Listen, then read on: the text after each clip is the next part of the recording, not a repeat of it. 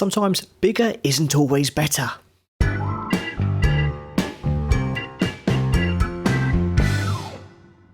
Third-party console accessories take a lot of flack, and for the most part that's pretty justified.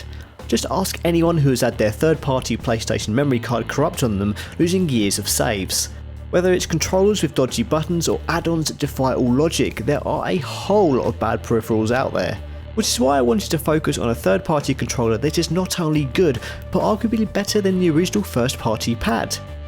Hori are a company known for their high quality peripherals and accessories, from arcade pads to screen protectors for your handheld system, but their biggest triumph in my opinion is their significant improvement to the infamous 3-pronged Nintendo 64 control pad.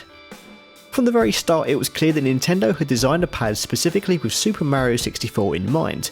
In fact, they'd even admitted this on multiple occasions.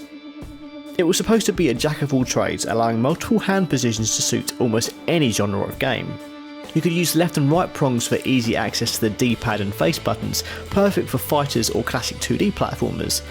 Meanwhile, the middle and right prongs were perfectly suited to 3D games that the Nintendo 64 excelled at, from the aforementioned Super Mario 64 to Rare's GoldenEye 007. As for using the left and centre prongs together, I have no idea why on earth you would do that, although I have heard there are a handful of games that give you that option. Yes, it was an innovative design, but it wasn't always the most comfortable to use, with some users experiencing hand cramps. The centre control stick itself was also quite subpar, becoming less responsive with frequent use as plastic grinded on plastic and the internal springs loosened. Enter the Hori Mini Pad. Compare it to the standard Nintendo 64 pad and it's absolutely tiny, and quite frankly looks like it was made for babies. But looks can be deceiving, for this is the ultimate Nintendo 64 controller. Don't let its miniature size put you off, because this is a comfortable pad, doing away with the centre prong and moving the analog stick on the left where it should be. The D-pad has now been moved to the centre of the pad and is easily reachable with your left thumb in the rare instances you'd need to use it. The shoulder pads and Z trigger are smaller and easily found and pressed, while the face buttons are just the right size. But the best bit about the Hori Mini Pad is the analog stick itself.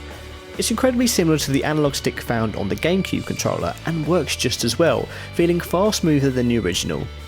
It also doesn't appear to have that weird white powdery residue that the N64 stick is known for. The only negative point I can possibly think of is that you can't hold a Hori Mini Pad in each hand like you can with the first party pad, and play GoldenEye with 2 analog sticks. Still, who actually did that? Now, these pads are surprisingly easy to find all over the web in a variety of colours. However, because of their quality and an ever increasing demand, their price is steadily rising from the price I paid for mine a few years ago, and it doesn't help that these unique controllers were only released in Japan. You can expect a premium price of around £40 upwards, but if you're looking for an excuse to crack out the Nintendo 64, then this is probably one of the best accessories you can buy for your system. Thanks for taking the time to watch this little hardware review. As always, I'd appreciate it if you could click that subscribe button, but I'd love you even more if you shared this video on Twitter, Facebook, Google+, or wherever. Until next time, keep gaming positive.